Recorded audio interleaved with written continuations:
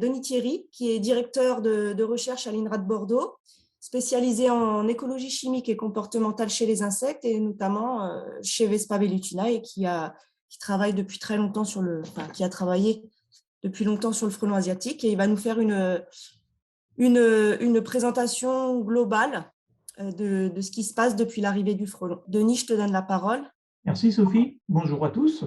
Donc on a préparé un exposé qui essaye de faire un petit peu le bilan sur tout ce qui s'est passé en pratique et dans la science en France et en Europe depuis l'entrée du frelon asiatique en France, frelon à pattes jaunes, et ça fait déjà 18 ans. Alors c'est vrai que quand on dit ce mot 18 ans, ça fait un peu frémir, parce que ça fait quand même beaucoup d'années, et c'est vrai que parfois on a l'impression,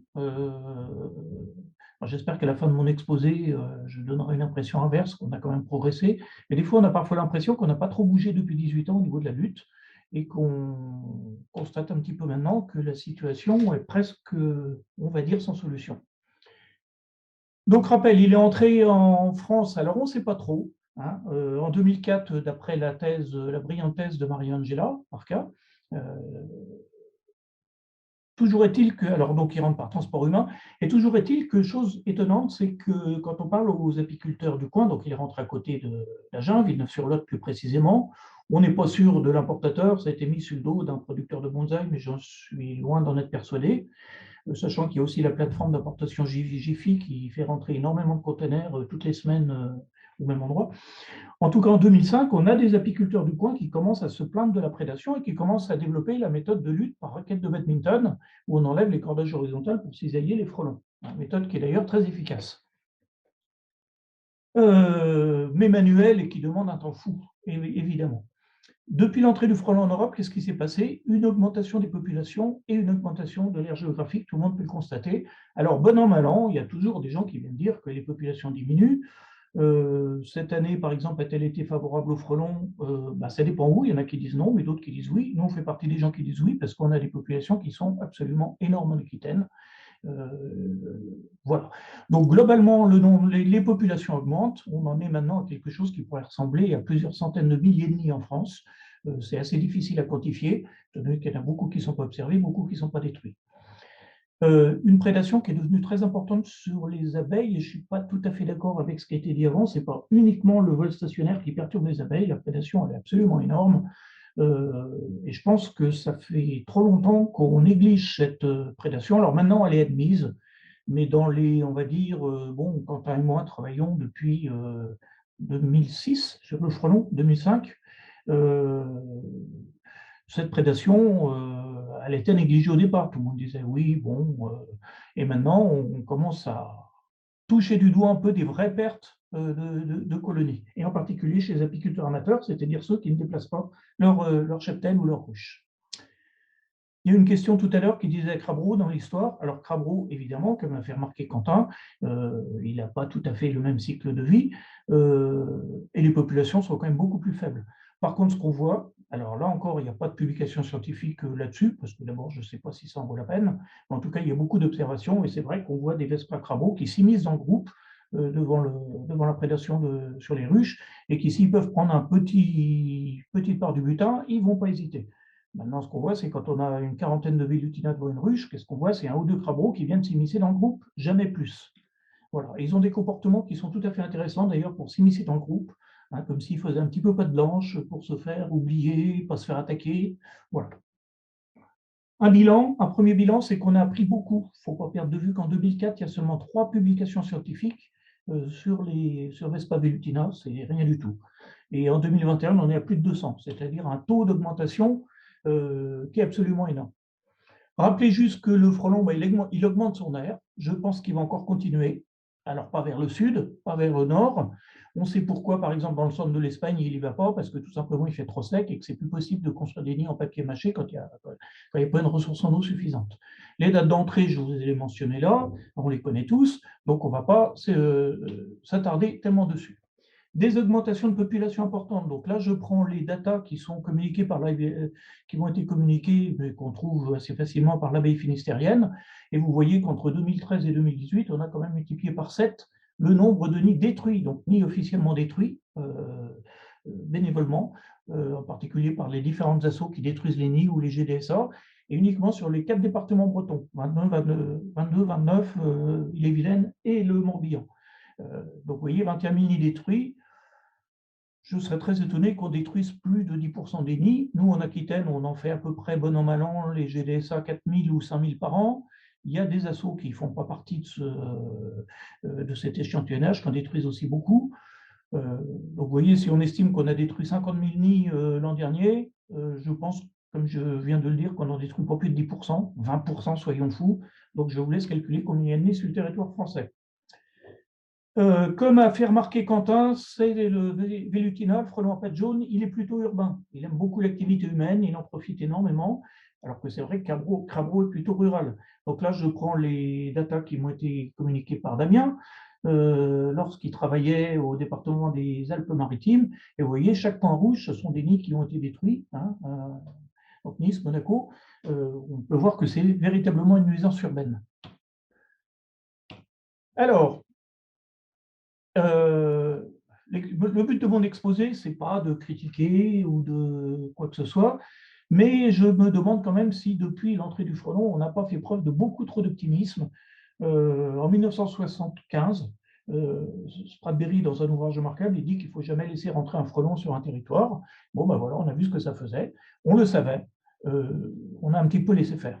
Donc, on a vu des communications qui disent qu'on réglerait le problème en 5 ans, voilà, que ça trouvera une solution. Donc, je trouve que les campagnes médiatiques, ça a été beaucoup, elles ont été énormes. À un moment, on trouvait tous les jours dans les journaux locaux des articles, les journaux nationaux, on est tous passés à la télé, Quentin, moi, etc., etc. Tout le monde racontait. Et puis finalement, ben voilà, ça fait quand même depuis 18 ans qu'on est là-dessus. Alors, la compétition, joue-t-elle? Ça a été évoqué aussi au début de l'entrée du frelon qu'il pourrait y avoir des compétitions entre fondatrices entre ouvrières. Donc, je mets des points d'interrogation. Demain, vous verrez l'exposé de Juliette qui a fait une thèse. On s'amusait à conserver en captivité des ouvrières de différentes colonies ensemble. On n'en a jamais vu ou très peu s'entretuer, sauf si la ressource est limitante. Donc moi, je dirais peut-être, mais en tout cas, visiblement, ce n'est pas efficace. Et je pense qu'on est très loin d'une vraie compétition. Là, vous voyez les manips qu'on est en train de faire en ce moment. Ma collègue Naïs Rocher qui fait des manips, vous voyez, on les met 10 par 10. Et là, ça fait pas loin d'une dizaine de jours qu'ils sont ensemble. À partir du moment où on leur donne à manger, tout se passe bien. S'il y avait de la compétition, on n'atteindrait pas les densités de population qu'on a trouvées dans certains sites. Alors, les Guinness Book, c'est Andernos, c'est Granville, ce n'est pas les seuls. Donc, vous voyez, Aquitaine, Normandie, où on monte quand même à, je crois qu'à Granville, ils sont même montés plus haut, une quinzaine de colonies au kilomètre carré, ce qui est quand même assez énorme. Nous collectons beaucoup de nids sur Bouillac, qui est donc une communauté urbaine qui fait partie de la Cube bordelaise, depuis plusieurs années. Et par exemple, cette année, on était sur 50 nids pour 7 km², un peu plus de 7 km², puisqu'on collecte que sur la commune, vu que c'est une asso qui est municipale. En tout cas, je ne pense pas, je mets déception, parce que je ne pense pas que la compétition permette d'abaisser les niveaux de population. Compétition ni Vélutina, donc intraspécifique, entre les Vélutina, ni avec Crabreau évidemment, et comme j'ai dit tout à l'heure, peut-être que Crabreau va monter en population, bénéficie de l'entrée de Vélutina, et puis là en ce moment, on n'arrête pas de nous demander si Vespa orientalis ne va pas devenir la plus importante nuisance et entrer en compétition avec Vélutina, donc on pourra répondre à ça peut-être dans les questions, apporter des éléments de réponse. On a parlé de dérive génétique, donc déception attendue. Peut-être qu'il y aura une dérive génétique, visiblement pas efficace. Bon, on est chez les insectes sociaux, donc il ne faut pas s'attendre non plus à ce que des facteurs de consanguinité, des choses comme ça, baissent les populations. On été évoqué les maldiploïdes, bon, ça n'a jamais fait baisser les populations. Alors, quand je dis ça n'a pas fait baisser les populations, c'est parce que ça aurait pu être autrement. En tout cas, les populations, et ça va être un des fils conducteurs de mon discours, je crois qu'il faut arrêter de dire que certaines années ça baisse, elles montent régulièrement, globalement. Alors, tout dépend de l'échelle spatiale à laquelle on se place. Alors, un des gros problèmes avec les frelons, c'est la localisation des nids et Vélutina en particulier. Et on ne sait pas les zones que choisissent les fondatrices. Et ça, c'est très dommage, il n'y a pas vraiment d'études là-dessus. Je pense que ça manque énormément. Donc, il va falloir qu'on progresse énormément sur essayer de comprendre les zones qui sont préférées par les fondatrices, alors on a une petite idée, on a dit espace urbain, ok, il faut qu'il y ait de l'eau, il faut qu'il y ait des supermarchés. Bon, une fois qu'on a dit ça, on est bien avancé. Ça fait quand même beaucoup de sites, mais il doit y avoir quand même une localisation, un choix des sites beaucoup plus fin par les fondatrices. Question qui sera peut-être posée, est-ce que les fondatrices refont en un endroit où elles l'ont fait l'année précédente? Jusqu'à maintenant, c'est à peu près globalement non. On a peut-être des surprises. Donc j'évacue tout de suite. Je ne sais pas, Quentin, tu as dû le dire dans ton talk, hein, mais en tout cas, je le dis, c'est qu'en tout cas, un nid de l'année dernière n'est jamais réutilisé chez les frelons. Et heureusement, hein, parce que quand on voit l'état des nids passer un an. Donc il va falloir affiner les zones de prospection pour essayer de trouver les fondatrices. Pour deux raisons. D'abord, essayer de trouver les nids, mais ça, c'est pas simple, de trouver un nid qui fait la taille d'une petite balle de ping-pong au début. On ne le voit pas.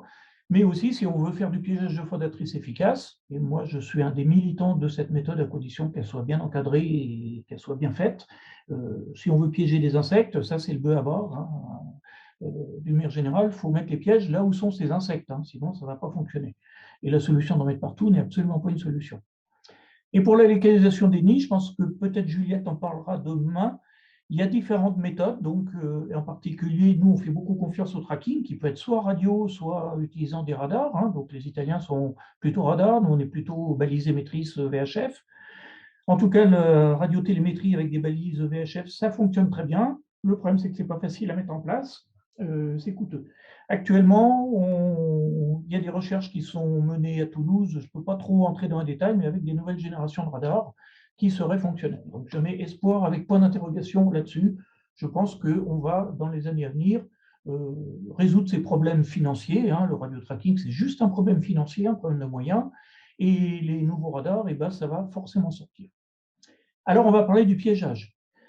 Pourquoi? Parce que d'une manière générale, quand on a un nuisible, c'est souvent la méthode la plus intuitive, hein, faire des piégeages contre les blattes, contre les fourmis, etc., etc. Ça marche toujours pas trop bien, en agriculture aussi. Donc finalement, on peut piéger que ce qu'on est capable de piéger et on ne peut piéger que les insectes qui veulent bien se faire piéger. Donc il ne faut pas non plus s'attendre à ce que le piégeage, ça fasse baisser les populations.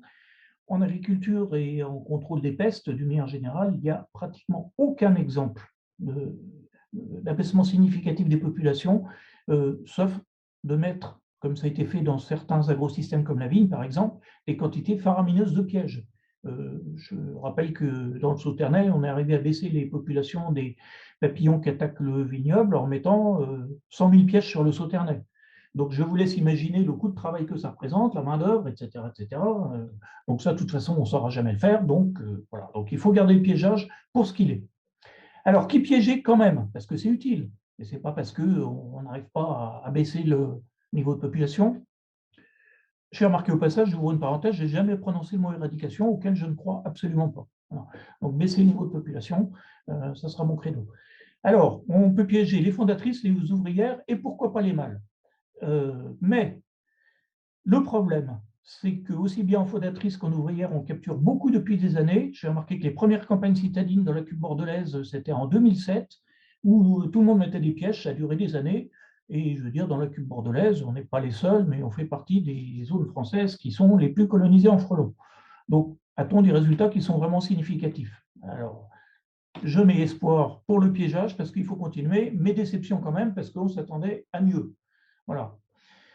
Alors, le piégeage, avec quoi? Alors, on ne va pas rentrer dans les détails, la diapo, je vais vous la faire super vite. C'est qu'en gros, tout capture. Donc, rappel, les frelons, ils ont deux besoins alimentaires. Soit pour les adultes, ils utilisent des carbohydrates, donc des fruits, du sucre, soit sinon de la viande ou des fruits de mer pour le couvain. Donc, la fondatrice, elle a besoin des deux pour son énergie à elle et puis pour nourrir son couvain à elle. J'utilise le mot couvain, hein, que les apiculteurs ne viennent pas me critiquer, c'est beaucoup plus simple. Donc, la fondatrice, elle, il faut évidemment qu'elle ait ses vols d'activité quotidiens très fréquents. Donc, il lui faut énormément d'énergie, il faut qu'elle construise le nid, et il faut aussi qu'elle aille chercher de l'entrecôte, des crevettes et des huîtres. Je dis ça voilà, juste pour dire qu'elles aiment bien la bonne nourriture qu'aiment les humains. On n'a jamais vu un frelon aller récupérer de la charogne. Alors, il y en a qui le disent, mais ce n'est pas vrai du tout, quoi. Je vous montre le cliché à gauche de poissons qui sont suspendus, hein, donc des sardines, c'est ce qu'ils utilisent à Majorque. Et je passe les commentaires sur la photo, vous voyez, il y a plein de frelons dessus. Vous accrochez, je vais pratiquer ça avec eux, hein, vous accrochez une sardine le matin, 2 heures après, il ne vous reste plus que les arêtes. Voilà. Et les yeux et la tête, parce qu'ils n'y touchent pas non plus. Les viscères non plus, mais enfin, ils sèchent au soleil. Donc, des pièges, il y en a énormément. Alors, en bas, le protocole du piégeage fondatrice, on ne va pas revenir là-dessus, il est discuté. Tout le monde utilise maintenant à peu près la même méthode, juste pour dire que plus l'attractif qu'on va mettre dans le bas de la bouteille est odorant, c'est-à-dire plus on met du sirop de fruits rouges d'excellente qualité, très aromatique, mieux ça marche. Donc, il y a plein de recettes qui fonctionnent. À un moment, c'était la mode, chacun publiait sa recette qui était meilleure que celle du voisin. C'est ridicule, ce genre de choses. Il y a plein de recettes qui fonctionnent. Là, je vous montre notre collègue technicien INRA, qui maintenant ne travaille plus là-dessus d'ailleurs, mais on avait mis au point un piège général que vous voyez jaune, avec du mou de pomme, et avec ça, on capturait mais le feu de Dieu, quoi. Je vous montre un des pièges qu'on a développé à Bordeaux. Ça, c'est une journée de capture autour des ruches. Donc, vous voyez que ça... Voilà. Donc, selon moi, ça ne sert strictement à rien d'essayer de développer des nouveaux pièges, des nouveaux appâts. Il y en a plein qui fonctionnent, ça sert encore moins d'en breveter, etc. etc. Ce n'est pas ça qui va faire progresser l'histoire. Je vous montre la petite bouteille de Badois, là, ce n'est pas de la pub. Ça, c'est mon collègue piégeur Bordeaux Intramuros. Vous voyez, il utilise un piège NAS, donc il n'utilise pas les pièges bouteilles, un piège NAS grillagé avec un appât dedans qui est à base de fruits rouges aussi, et de bière. Et ça, c'est des captures. Alors, normalement, il m'amène des bouteilles tous les 2 fois par semaine. Donc, vous voyez, ça, c'est une capture de 3 jours de fondatrice en plein centre de Bordeaux. Ça a été notre surprise. Pourquoi y a-t-il tant de fondatrices à Bordeaux, intramuros, alors qu'il n'y a pas énormément de... Et la question qui se pose, et on parlait tout à l'heure des sites d'hibernation des fondatrices, c'est est-ce que tout simplement la ville ne leur procure pas un site d'hibernation qui est beaucoup plus intéressant parce qu'il fait moins froid, plutôt que d'hiverner dans le sol, dans un trou où il fait humide, on va se faire infecter par toutes les bactéries et champignons pathogènes. Finalement, il vaut mieux hiberner sous le grenier d'une maison où c'est chauffé. Voilà, tout est beaucoup plus simple. Alors ça, c'est des choses qu'il faudrait chercher aussi. Le piégeage est quand? Alors, donc les fondatrices, jusqu'à maintenant, on piège au printemps, tout le monde le sait. Certains pratiquent aussi beaucoup le piégeage autour des ruches. Alors nous, on l'a fait, on a abandonné, c'est pour ça que je mets un petit peu déception, parce qu'en groupe, plus on piégeait, plus il y avait de frelons qui venaient. Et je veux dire, si jamais les frelons avaient une stratégie d'optimisation du comportement de chasse, c'est-à-dire qu'en gros, s'ils voient des ouvrières qui ne rentrent pas au nid, ils vont en envoyer plus pour maintenir le flux alimentaire du nid, et bien à ce moment-là, c'est perdu d'avance. Voilà, donc plus on mettra de pièges, sauf d'en mettre, comme je disais tout à l'heure, énormément, mais sinon, on n'arrivera pas à trouver la solution. Chose qui est tout à fait intéressante, qu'on n'a pas vraiment expérimenté, mais bon, on a tous fait des essais là-dessus. Et là, je vous montre une ruche de mon collègue apiculteur à Bouillac. C'est qu'on peut capturer beaucoup. Vous voyez, avec différents types de pièges. Donc, vous voyez à côté de la ruche, c'est un piège à guêpe. Sinon, on utilise un piège funel. Comme je disais tout à l'heure, en gros, tous les types de pièges qui ont un peu le même principe, principe d'une nasse, fonctionnent tous très bien. Donc, vous voyez, le piège funel, là, c'est des captures. C'est à peu près du pur frelon à pattes jaunes. Il y a quelques crabreaux dedans. Ça, c'est 3 jours de capture à côté de ruche. Voilà. Donc, je mets espoir parce que je pense qu'on peut diminuer la prédation à l'automne. Et donc, la question que j'évoquais en début de séquence piégeage, faut-il continuer à chercher le piège et l'appât miracle? Selon moi, non. Voilà. On a parlé des muselières. Et ben moi, je voudrais remettre sous le projecteur les harpes électriques. Alors, c'est une méthode que j'avais pratiquée il y a 4 ans, 5 ans, qui donnait des résultats qui étaient absolument décevants. Et je pense qu'il y a moyen de la modifier. Et ça, c'est les derniers résultats qu'on a, qui sont conduits chez l'apiculteur, je disais collègue et ami Michel Costa à Bouillac, qui fait énormément on va dire, pas vraiment de la recherche, mais de pratique au niveau de... Voilà. Et vous voyez, 5 jours fin octobre, donc c'était il y a 15 jours, ça, entre deux de ces ruches à Bouillac, une seule ruche même, vous voyez la quantité de frelons qui ont été capturés quand même. Et sur la photo en haut à droite, vous voyez, c'est une demi-journée à côté de sa ruche. Voilà, 2 jours de récolte dans l'assiette. Donc je pense que ça pourrait être développé. En plus, les harpes électriques ne sont pas coûteuses à fabriquer. Il y a, à ma connaissance, pas de brevet. Enfin, il n'y a aucune raison qu'il y en ait de toute façon, et n'importe qui peut les bricoler. Donc ces harpes électriques, nous, elles sont bricolées par un ancien électronicien à Bouillac aussi, qui nous les fabrique pour des sommes assez modiques.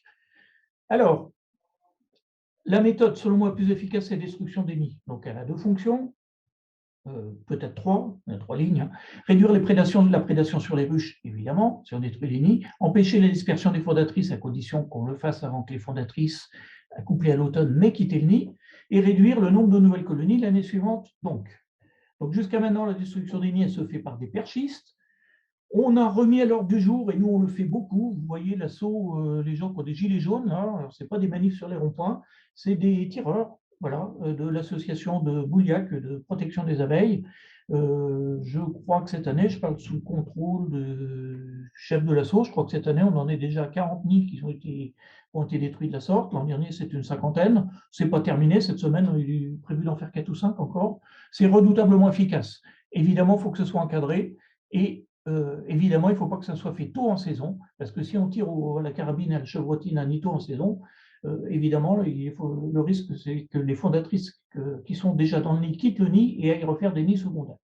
Mais enfin, à force de le pratiquer, ça, j'y crois de moins en moins.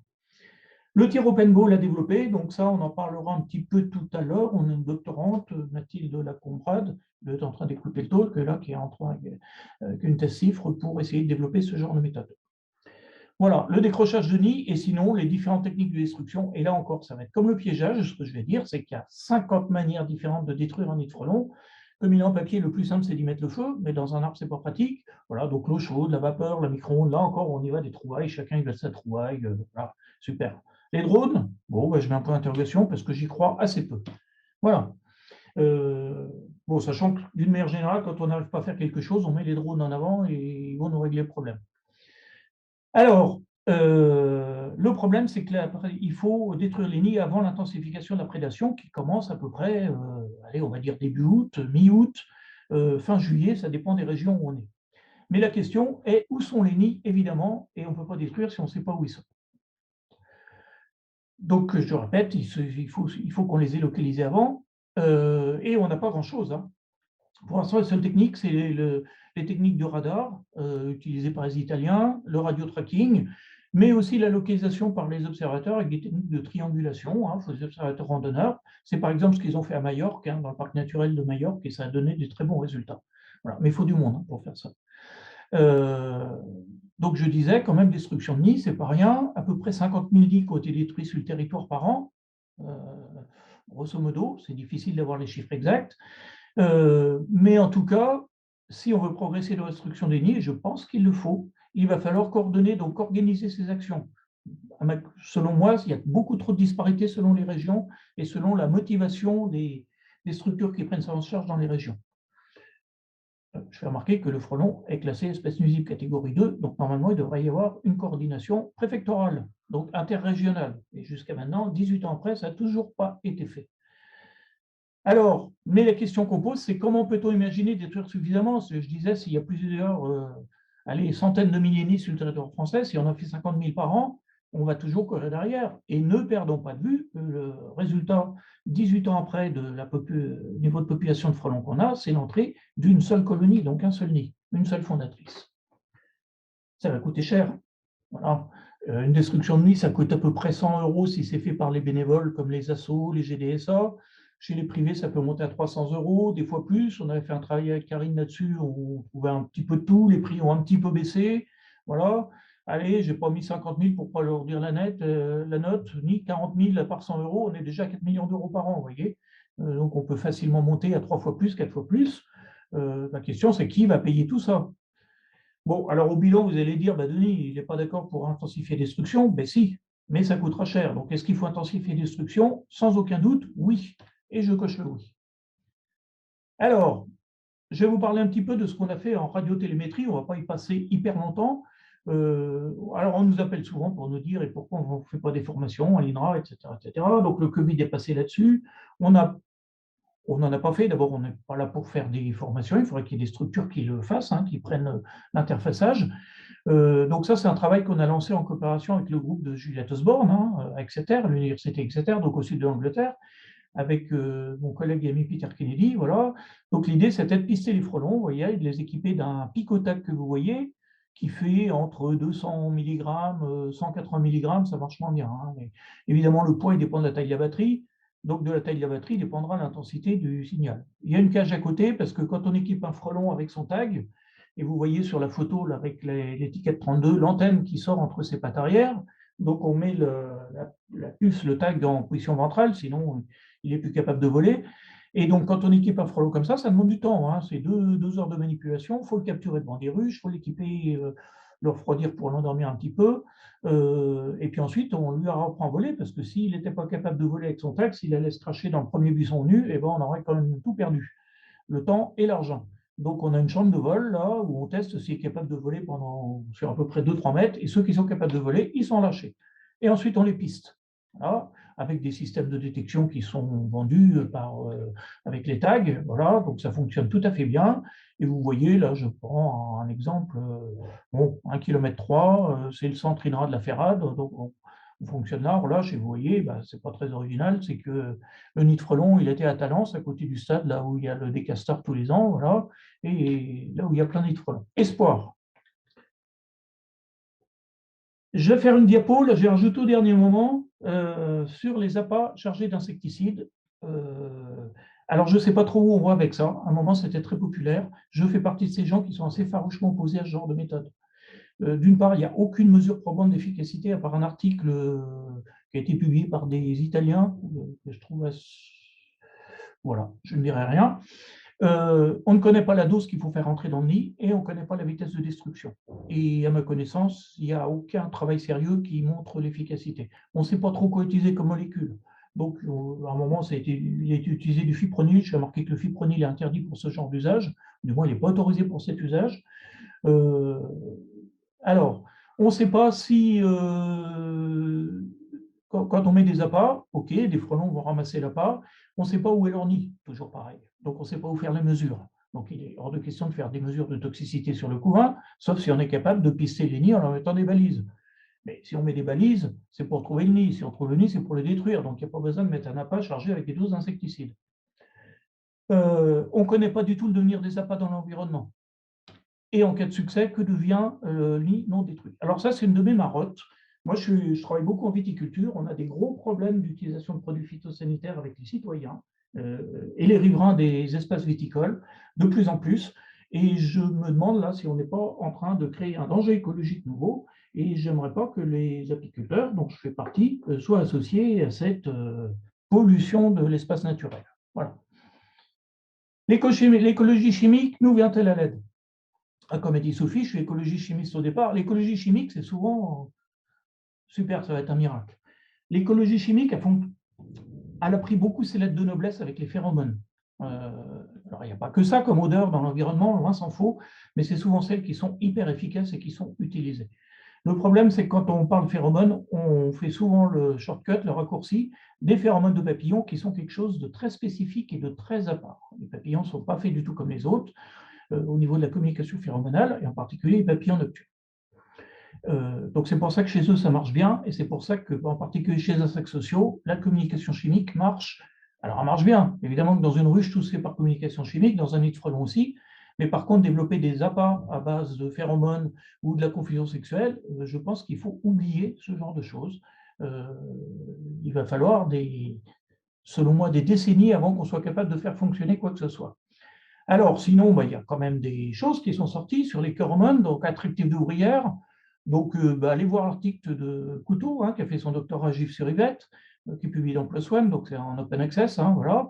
Donc, qu'est-ce qu'il a montré? Quentin l'a dit tout à l'heure, puis il y a les travaux de Quentin aussi. Des produits de la ruche comme le pollen, la miel, voilà, sont attractifs. Ce qu'on a trouvé de plus attractif, c'est paraxylène, qui est finalement une des odeurs de synthèse du poisson, le géraniol, l'heptanal, qu'on trouve aussi dans des odeurs de poisson. Bon, voilà, des produits comme ça. Évidemment, comment les identifier? On est allé voir si ça permet d'être capturé. La réponse est globalement très moyennement. Donc, c'est plutôt non, c'est plutôt déception. Les phéromones. Donc, phéromones sexuels, phéromones d'alarme, je vous la fais courte, hydrocarbures cuticulaires. C'est principalement les 3 grands types de phéromones qui pourraient avoir à faire concernant le frelon. La phéromone sexuelle, donc, elle a été identifiée, vous voyez, en 2017 par Pingwen et ses collègues. Elle est assez simple. C'est des produits qui ne sont pas chers. On est sur de l'octanoïque acide ou du décanoïque acide, facile à synthétiser, pas cher, donc devrait être facile d'utilisation. Le problème, c'est, comme j'ai dit tout à l'heure, on n'est pas chez les papillons. Que chez beaucoup d'hyménoptères, et d'ailleurs pratiquement tous, la réponse est toujours contextuelle, donc dépend des facteurs environnementaux qu'il y a autour. Donc, évidemment, ces gens-là qui ont identifié la phéromone sexuelle, ils l'ont évidemment testé. et ils trouvent des réponses qui sont très faibles. Aussi bien en piégeage, ils ont essayé aussi de faire un peu de confusion et ça marche très mal. Voilà. Donc, voilà, pour piéger des mâles ou placer des pièges. Nous, dans les vignes, les vergers de pommes, les vergers de pêche, on sait tout à fait où mettre des pièges sexuels pour piéger les mâles. On les met là où ils doivent être. Voilà. Donc, si on les met à trop longue distance, ça ne fonctionne. Pas d'exemple convaincant de confusion sexuelle chez les hyménoptères sociaux. À ma connaissance, je ne connais pas. Vous excuserez, il y a une faute d'orthographe à confusion. Alors, phéromones d'alarme, que faire avec? Alors, il y a deux groupes qui ont étudié la glande à venin chez le frelon. On part du principe que la phéromone d'alarme est dans la glande à venin. Là, déjà, on fait peut-être un raccourci, mais enfin, allons-y. Donc, le groupe de Cheng et Pingwen encore, et notre groupe, et on a identifié les mêmes molécules à des ratios de concentration qui varient un petit peu, eux chez eux et nous chez nous. Donc, on peut imaginer qu'il y ait une différence entre les différentes colonies, mais enfin, c'est des détails, c'est des différences qui sont mineures. Donc, vous voyez cocktail de 4 molécules, facile encore à synthétiser. La question, c'est qu'est-ce qu'on fait avec de la phéromone d'alarme? Donc, évidemment, on l'a testé, et là, je marque déception, car la réponse des ouvrières est très variable, et pour espérer une application efficace. Alors, on a testé aussi, ça c'est des observations qu'a faites notre postdoctorante avec Karine Célia-Bordier. Est-ce qu'on peut générer du recrutement des défenseuses chez l'abeille? Là encore, sur certaines colonies, oui, sur d'autres colonies, non. Donc, je ne pense pas qu'on puisse développer une méthode de lutte sérieuse à partir de ça. Alors, est-ce que ça pourrait être répulsif? En gros, on ne sait pas ce que fait la phéromone d'alarme. Si tu en souhaitais que ce soit la phéromone d'alarme est l'unique, ce qu'on voit tous, c'est des frelons qui envoient des giclées de venin dans les yeux quand on attaque leur nid. Hein. Mathilde, je ne sais pas si tu fais partie de l'audience, mais tu en as pris l'autre fois dans les yeux pour avoir mis du net, ça fait mal. Voilà, donc c'est probablement lié à la défense du nid, très probablement. Est-ce que ça permet de recruter les ouvrières pour défendre le nid? Je pense que oui. Mais bon, est-ce qu'on va pouvoir utiliser ça pour lutter contre les frelons? Franchement, je ne pense pas. Alors, des prédateurs et des parasites, il en a été vu quelques-uns, donc des prédateurs, l'histoire des poules à coups nus, voilà, donc ça marche dans certaines conditions. Les fameuses bandes rapivores dont tout le monde nous parle, seulement des bandes rapivores, il n'y a pas beaucoup de gens qui en voient réellement quand même. Les mésanges lépis, on les voit attaquer des nids. Alors, est-ce qu'elles attaquent des nids vivants ou des nids morts? Toute la question est là. Est-ce qu'elles seront efficaces? Toute la question est là. Enfin, 18 ans après, efficacité, j'en doute. Deux papiers qui sont très intéressants, publiés par l'équipe d'Arouzé puis l'équipe de Quentin, Claire et Quentin, où ils ont caractérisé des parasites de frelons. Donc, ils ont vu des fondatrices qui étaient parasitées. Alors, une taquinaire, Conops vesicularis, le problème, c'est que Conops vesicularis fait partie de la liste noire des ennemis des bourdons. Donc, il est hors de question de l'élever et de la lâcher. Ça serait une catastrophe écologique. Et puis, alors, je ne sais pas, Quentin, tu pourras peut-être répondre à la question, mais le mermitide que vous avez identifié, le nématode, je ne sais pas si finalement il se développe tellement et si on en trouve beaucoup. En tout cas, déception. Il y a plusieurs publications concernant les virus, et là, je mettrai espoir. Voilà, donc j'en ai mentionné 5, vous les verrez à tête reposée. Ce qui est tout à fait intéressant, c'est qu'il y en a qui ont observé que le frelon, il était capable d'acquérir le virus des ailes déformant, déformant des ailes. Excusez-moi, j'étais parti en anglais. Et là, je pense que ça pourra faire des dégâts dans les colonies de frelons. Donc je mets espoir, mais ça, il faudra que ça soit évalué. Je trouve ça dommage qu'il n'y ait pas plus d'évaluation là-dessus. Quelque chose qui a commencé durant la thèse de Juliette Wadat, c'est l'histoire de champignons entomopathogènes. Alors, champignons entomopathogènes, tout le monde sait ce que c'est, ils vivent naturellement dans le sol. En gros, il y a deux grandes familles, les Métarhizium et les Beauveria. Voilà, donc on a trouvé une fondatrice qui était parasitée par Beauveria. On l'a isolée et on a fait des essais avec. Donc, ça marche bien. On a publié ça dans 2 articles et on a développé un projet d'ADEME qui va durer de 2000 à 2024 et je marque espoir, du moins on est en train de travailler dessus pour développer une technique de contamination des nids avec ces champignons entomopathogènes et c'est le sujet de thèse CIFRE de Mathilde Lacombrade entre Toulouse et Bordeaux. Voilà. Mais il va falloir trouver des modes d'application qui permettent de ne pas toucher les abeilles, c'est-à-dire, étant donné que les champignons entomopathogènes sont tous très ubiquitaires, attaquent tous les insectes, à peu près toutes les souches, de champignons. Et il faut vraiment travailler sur le mode d'application. Ah, parmi les déceptions aussi, eh ben, les Saraceni. Voilà. Je disais tout à l'heure, est-ce que c'est de la peine de dépenser de l'énergie pour essayer de trouver des attractifs miracles? Donc on a longtemps cru, je ne sais pas pourquoi d'ailleurs, que les Saraceni pourraient faire quelque chose. Donc l'équipe de l'IRBI de Darouzé a travaillé dessus, hein, ça c'est super d'ailleurs ce qu'ils ont fait, mais ils ont clairement montré que ça ne pouvait pas marcher. Ils ont d'ailleurs publié cet article dans Rethinking Ecology que les plantes carnivores de Saraceni ne pourraient pas être utilisées, attirent finalement assez peu. Donc on est parti un peu la fleur au fusil. Moi, ce qui m'ennuie un peu dans tous ces projets de recherche, c'est qu'il y a énorme, finalement, par rapport à la somme d'argent qui a été dépensée depuis 18 ans sur la lutte contre le frelon, il y a un certain nombre de projets qu'on savait que ça ne fonctionnerait pas, qui ont dépensé beaucoup d'argent quand même. Détection thermique DENI, bah écoutez, voilà, donc je ne pense pas que ça soit très efficace. Je pense que je vais être contredit dans les 2 journées, parce qu'il y en a qui sont fans de ça. Donc très bien, nous on l'a testé aussi, on a mis des capteurs dans les nids. Visiblement, les différences thermiques entre le nid, l'intérieur, l'extérieur et puis le feuillage environnant, c'est des choses qui sont assez faibles. Je ne vois pas bien comment on peut détecter ça. Alors oui, avec des caméras thermiques super sophistiquées, faire passer ça avec des objets volants, ça peut être des drones, des cerfs-volants, n'importe quoi, voilà. Le problème, c'est qu'il faut passer au-dessus de la canopée végétale, donc c'est pratiquement impossible dans la plupart des cas. Je veux dire, le dernier nid de frelons qu'on a détruit, il devait être à 35 mètres de haut, quoi, voilà, sur de l'habitation urbaine. Donc, je ne vois pas bien comment on peut fonctionner. Alors, puis je vais bientôt terminer, les comportements de défense des abeilles. Alors oui, les abeilles sont capables de comportements de défense. Quentin l'a justement fait remarquer, les abeilles peuvent piquer, donc au combat singulier, elles sont capables de tuer les frelons, ça c'est clair. Est-ce que Apis mellifera se défend? Alors beaucoup moins que Dorsata ou que Serrana, ça c'est clair. Donc en bas à droite, une image qui montre ce comportement de danse répulsive de Serrana. Elles enclenchent une danse répulsive en vibrant qui s'appelle le shaking, en vibrant les abdomens ensemble, et ça fait fuir le frelon. C'est impressionnant comme ça le fait fuir. Quand il approche de ça, tout de suite il recule et il repart. Bon, il reviendra après quand même. Donc la question est de savoir combien peuvent mobiliser d'ouvrières pour faire ça et combien de temps elles peuvent le tenir.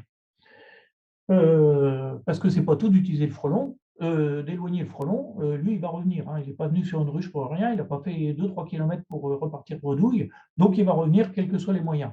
Et si on l'éloigne, donc, on a testé des filets, quand on a parlé de muselière, ok, ça marche bien, selon moi, pas longtemps. Voilà. Donc les frelons, les filets, moi j'ai eu expérimenté les filets, mettre des filets de 3 mètres de haut autour des ruches, d'abord ça complique énormément le comportement des abeilles, et qu'est-ce qu'on a vu? Les frelons qui se posent en haut des filets et qui attendent que les abeilles passent. Les abeilles passent, elles sont complètement épuisées, et là ils les attrapent, c'est beaucoup plus facile de les attraper. Et en plus, ils ne risquent pas de se faire piquer, parce que là, on est à 1 contre 1. Donc ils ne vont pas pouvoir se faire engulfé, comme disaient les Anglais, par la boule. Donc ça, c'est des choses qu'on a publiées. Maria-Angela l'avait observé dans sa thèse. On a fait des manips avec Gérard Arnold. Là, vous voyez, il y a un petit fil de nylon, un petit fil de pêche, et vous avez un frelon qui est au milieu, et on balade ça devant les différentes colonies, et on mesure à quelle vitesse les ouvrières de la barbe sont capables de faire une boule autour. Et là, on va tordre le cou, hein, parce qu'on a fait des mesures en mettant des capteurs, des thermocouples à l'intérieur. La température ne monte pas suffisamment haut pour cuire le frelon. Et donc, tous les essais qu'on a fait dans des enceintes climatiques, un frelon, vous le mettez une demi-heure à plus de 50 degrés dans une enceinte climatique, il ressort un peu secoué, mais toujours vivant. Et on n'a jamais enregistré une température de plus de 46-47 degrés à l'intérieur de boules. Par contre, ils asphyxient. Et évidemment, combinaison asphyxie, température, parce que plus il fait chaud, moins on a d'oxygène disponible. Donc, comme disait Quentin, oui, on a lancé un projet, c'était le postdoc de Célia Bordier, qui a maintenant terminé son postdoc, on est en train de traiter toutes les datas. C'est un projet européen qui s'appelle Atlantique Positive, voilà, où on a comparé 3 races d'abeilles, les buclas, les caucasiennes et les noires, face à la prédation du frelon. Il y a des choses qui sortent, ça va être un peu plus compliqué que ce qu'on pensait au départ. On était parti un petit peu la fleur au fusil en disant les noirs vont se défendre, etc., etc. Bon, c'est un peu moins, mais il y a des choses qui sortent et tout à fait intéressantes quand même. Alors, et je vais terminer avec les recherches qu'il faudrait identifier. Je me suis planté un peu d'animation, donc je mets tout, voilà. Donc, en vert, c'est ce qui, moi, me paraît prioritaire. Ça n'engage que moi et mes collègues. Hein, on a le droit de ne pas être d'accord avec ça. Je pense qu'il faut identifier les zones d'hivernage et sans enclencher une lutte écologique lors de l'hivernation, c'est-à-dire de trouver où sont les fondatrices l'hiver et lutter là-dessus, c'est-à-dire au début du cycle. Améliorer les systèmes de tracking pour détecter les nids très tôt en saison. Et je pense qu'il va falloir qu'on développe du tracking sur les fondatrices assez vite. Donc, les fondatrices, comme on a vu, on est capable d'en capturer assez facilement au printemps et en bon état. Surtout si on ne prend pas les pièges bouteilles, où là, les bêtes, elles sont un peu engluées dans le sirop, etc., etc. Mais avec les pièges NAS, elles sont tout à fait propres, en bon état, elles ont bien leurs ailes. Et ensuite, on peut facilement les taguer, les relâcher et les suivre. Progresser sur l'alimentation du nid. Moi, je suis quand même étonné qu'il n'y ait pas plus de choses qui aient été faites, aussi bien sur la nourriture dont ont besoin les larves. Il va falloir qu'on comprenne dans le cycle des frelons pourquoi à un moment elles se mettent à attaquer les abeilles et qu'elles ne le font pas avant. Donc, si elles ne le font pas avant, c'est qu'elles n'en ont pas besoin. Si elles le font à partir de mi-juillet, on a dit fin juillet, c'est qu'elles en ont besoin. Et pourquoi en ont-elles besoin?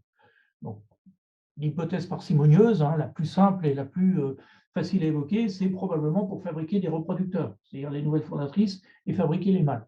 Donc ça voudrait dire dans les abeilles, il y aurait des choses qui feraient des reproducteurs de meilleure qualité. Et là, pour l'instant, on ne sait rien là-dessus. Sur les éléments de construction du nid, désinfection. Donc un nid, il est désinfecté. Hein. Les abeilles elles font de la propolis, voilà.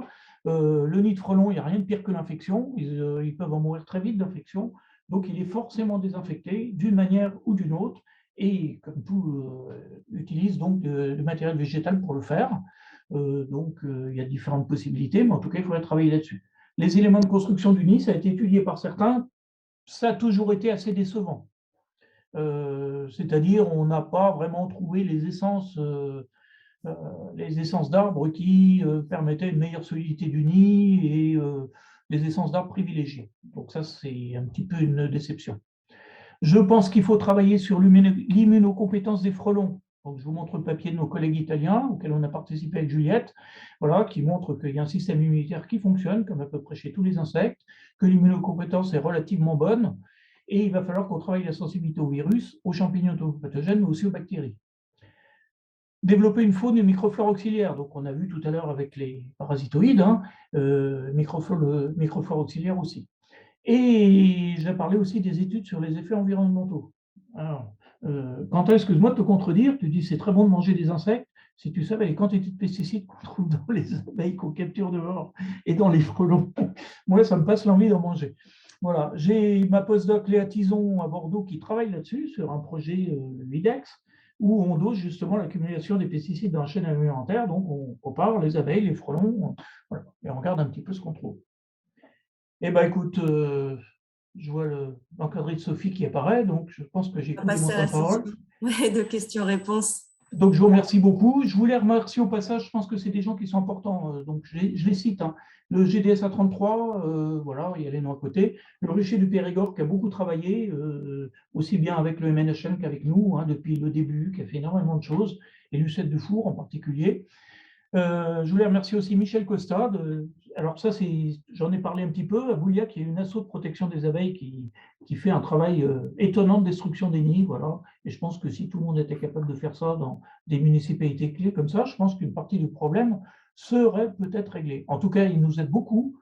Et comme je le dis, ben, nos recherches seraient beaucoup plus compliquées sans ces gens-là. Voilà. Je vous remercie.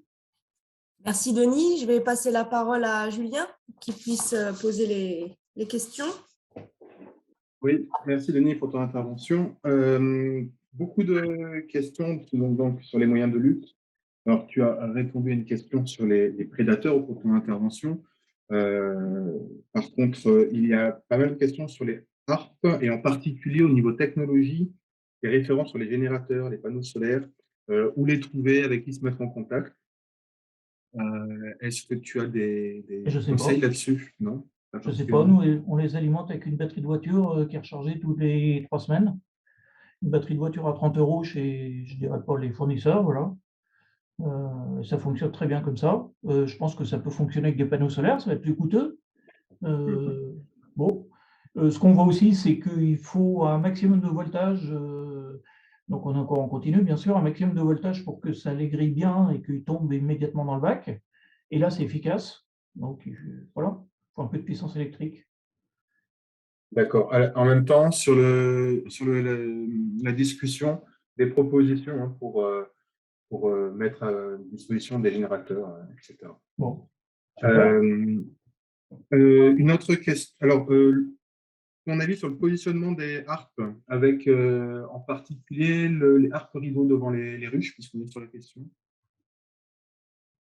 Bah, j'ai montré sur une photo, hein, donc celle que je montrais, c'est elle est placée à côté de la ruche, pas D'accord. devant, pour éviter, Alors, pardon. pour éviter que les abeilles soient obligées de traverser les fils. Et sur le côté, ça marche super bien. Voilà. Alors Pardon. l'idéal, quand on a des ruches côte à côte, c'est de le mettre entre les ruches. Hein. La question était plutôt sur devant les ruchers couverts, je suppose, parce que c'est un petit rucher fermé. Ah Il y ouais, avait des ruchers couverts, l'association. ça va être Intéressante plus, aussi. ça va être plus compliqué parce que du coup, il va falloir les mettre devant, quoi. Enfin, si c'est un rucher avec toutes les entrées qui sont côte à côte, ça va être un peu dur de le mettre latéralement, mais je ne sais pas, il faudra le tester, hein, parce qu'on ne sait pas trop en fait combien de ruches. Ça pourrait être combiné aussi avec une harpe électrique qui est mise devant des appâts, des pièges attractifs à frelons. C'est-à-dire ils sont attirés par l'odeur de l'alimentation qu'ils viennent chercher pour eux, hein, du sucre, du sirop de fruits, et mettre ça devant l'arbre électrique et les forcer à traverser la harpe. Donc je ne sais pas, il faudrait faire des essais, voilà. En tout cas, on a une méthode qui, bon, d'une manière générale quand même, ce que je vais dire, c'est que là, quand même, c'est des pansements sur des jambes de bois, tout ça. Hein, ok, ça diminue la prédation sur les abeilles assez tard en saison, mais ce n'est pas ça qui va réduire le nombre de colonies sur le territoire. Hein. Oui, là, on est dans la protection des ruchers, effectivement. À propos de protection des ruchers, beaucoup de questions sur la sélectivité des pièges. Où est-ce que, voilà, qu'est-ce qu'on peut attendre en termes de sélectivité des pièges, d'impact sur l'entomofaune cible, et en particulier une question sur pourquoi l'attractivité évolue après le piège d'un frelon. Alors, sélectivité, Quentin a montré des résultats d'études qu'ils ont fait, c'est tout à fait intéressant. Il y a les Espagnols qui ont fait par barcoding une étude aussi. J'aurais pu montrer la diapo qui va dans le même sens. Donc, déjà, un piège sélectif, ça n'existe pas. Il faut sortir ces choses-là de l'idée, même un piège à phéromones. Les pièges les plus sélectifs qu'on connaisse, c'est les pièges à phéromones de papillons. Même ça, ce n'est pas sélectif. Dans un piège à phéromones, si la glu est en bon état, etc., on capture des chrysoptes, des mouches, j'en passais les meilleurs. Donc, à un moment, il faut aussi faire le coût-bénéfice, c'est-à-dire être capable de mesurer la quantité du peste qu'on veut contrôler, du nuisible qu'on veut contrôler, par rapport aux auxiliaires qui vont quand même y passer. Et ce qu'on essaye de trouver, c'est moindre mal, hein. Sachant que le frelon, quand même, c'est un ennemi de la biodiversité. Quand il prédate des abeilles, c'est quand même un problème pour la biodiversité végétale, mais encore, on peut discuter là-dessus. Hein. Moi, je veux bien. Mais le piégeage, comme j'ai dit, si on veut que ça ait plus d'efficacité, il va falloir en mettre énormément. Et plus on met de pièges, plus on touche à la biodiversité. Voilà. C'est purement statistique. Il y a quelques pourcents d'insectes non cibles qui sont piégés, et si on les multiplie par des centaines de milliers de pièges, vous voyez ce que ça peut faire. Très bien. Merci. Alors, d'autres questions très nombreuses sur l'emploi des paintballs. Et alors, tu en as parlé au cours de ton intervention, mais des questions posées sur la dangerosité éventuelle des billes qui n'atteignent pas la cible ou qui restent dans le nid, qui tombent au sol ou dans les rivières. Qu'est-ce qu'on peut en redire là-dessus? Alors, d'abord, ça dépend ce qu'on met dans les billes. Donc, nous, on n'a pas commencé à l'utiliser. Hein. Ce que je vais dire aussi, c'est que c'est une technique qui est maintenant développée, utilisée pour les nids de processionnaires du pin, pour tirer le sommet des palmiers avec le papillon qui attaque les palmiers. C'est utilisé aussi contre la pyrale du buis, donc ça commence à avoir donc beaucoup utilisé soit avec des produits de type spinosade, ce genre de molécules. Donc là, effectivement, les billes qui ne touchent pas la cible, ça va être un problème. Nous, ce qu'on veut faire, c'est du champignon entomopathogène dedans. On ne l'a pas testé. Donc, comme j'ai dit, c'est ubiquitaire, donc ça pourra avoir des effets sur l'environnement aussi si ça tombe à côté. J'ai remarqué que les champignons pathogènes, il y en a, dès que vous pelletez 1 kilo de terre, vous allez en trouver plein, à peu près partout, dans les pelouses, dans le vignoble, dans votre jardin. C'est pas pour ça qu'il faut en balancer plus que ce qu'il y a. Maintenant, ce que je veux dire, c'est qu'au paintball, avec des systèmes de visée assistée laser et tout, faut être un petit peu branquignol pour tirer à côté quand même d'un nid qui fait 1 mètre de diamètre ou 50 cm de diamètre. Voilà. Donc normalement, il ne devrait pas y avoir trop ce genre d'effet. D'accord.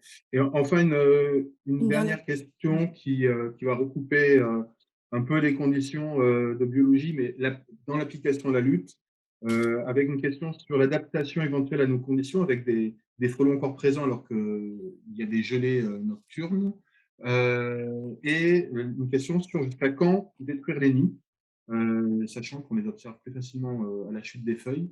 Et voilà, Ouais. quelle synchronicité entre détection et Ouais, destruction utile. c'est tout à fait important comme question. Alors déjà, ce que je voudrais dire, c'est que les frelons craignent pas le froid, globalement. Quand il fait froid, ils ne volent pas, les adultes. Mais ça va tuer ni les adultes ni les larves, sauf des froids extrêmes. Hein. Tout le monde peut faire l'expérience de prendre des frelons, de les mettre au congélateur. Je vous invite à regarder au bout de 10 minutes, sauf si vous avez un congélateur hyper puissant, le frelon sera toujours vivant. On le met dans la glace, ça ne lui pose aucun problème non plus. Les larves, un peu plus sensibles, mais bon, j'ai remarqué que les larves de papillons peuvent descendre à moins 20 degrés sans aucun problème pour la plupart d'entre elles. Donc ça ne les tue pas. Par contre, ils ne vont plus pouvoir voler. Alors, des journées froides, ça dépend des régions où on est. Nous, il fait froid la nuit, là. Mais par contre, dans la journée, il va faire 20 degrés. Donc, 20 degrés, ça ne pose aucun problème au frelon pour voler. Dès qu'il fait 15-16 degrés, il vole. Un frelon, il a besoin d'une température élevée parce qu'il a un vol qui est très consommateur d'énergie. Je vous invite à regarder les différentes publications. Les frelons, ils ont développé des sortes de panneaux solaires donc sur le dos où ils font circuler les molymphes un peu comme nos panneaux solaires ancienne génération pour la réchauffer. Donc ça règle leur problème et c'est pour ça qu'ils attaquent entre midi et 2 heures plus tôt, c'est-à-dire quand le soleil il est au zénith. Donc les nids, oui, on en trouve encore l'hiver. Ils vont se vider de leur fondatrice. La question la plus importante, selon moi, c'est quand partent les fondatrices. Donc nous, le dernier qu'on a décroché, c'était il y a une semaine, un très gros nid. On a encore plein de fondatrices dedans et de mâles. Donc elles ne sont pas parties. Donc là, on est fin octobre. Donc je pense que quand on détruit là, on détruit le potentiel de réinoculation de l'année suivante. Par contre, c'est vrai que dans 15 jours, il n'y aura plus de fondatrices dedans, elles seront toutes parties. Donc là encore, il faut qu'on se pose la question, est-ce qu'il ne faudrait pas qu'on mette du piégeage de fondatrices à l'endroit où on a trouvé les nids? Quand on trouve un nid fin septembre ou début octobre, pourquoi on ne met pas des pièges à fondatrices autour? Nous, c'est ce qu'on fait maintenant. Voilà. Pour essayer de capturer celles qui vont sortir. Voilà. Donc, détruire un nid après le mois de décembre, ça ne sert plus à rien. Alors, ça ne sert plus à rien, il y a toujours du couvain. Et vous savez que chez les frelons, c'est le couvain qui a servi les ouvrières qui sont des esclaves. Hein. Donc, le couvain, les larves donnent une récompense aux ouvrières qui leur apportent la bonne nourriture. Et plus la nourriture est bonne, plus la récompense est bonne. Et les ouvrières repartent immédiatement chercher pour nourrir les larves qui leur ont donné la récompense. Donc, tant qu'il y a du couvain vivant, la prédation va continuer. Voilà. Sur des ruches qui sont assez affaiblies. Donc, c'est aussi pour ça qu'il faut quand même les détruire. Mais par contre, nous, je veux dire, en Aquitaine et dans le sud, tout le monde a vu des nids avec des frelons qui peuvent encore sortir fin décembre s'il fait des belles journées. Quoi. Hein. Alors, ils sont plus nombreux dans la colonie, mais ça fonctionne toujours. D'accord, merci beaucoup. Juste, de nombreuses questions qui n'auront pas eu de réponse, en tout cas détaillée, seront répondues par la suite et présentes dans les minutes du colloque hein, qui seront mises en ligne dans d'ici la fin de l'année. Oui, bah, les gens peuvent nous envoyer des mails aussi, bon, auxquels on peut répondre, hein, dans la mesure de notre temps disponible. Voilà. Très bien. Merci, Sophie. Bonne journée à tous. Merci Denis, merci Julien.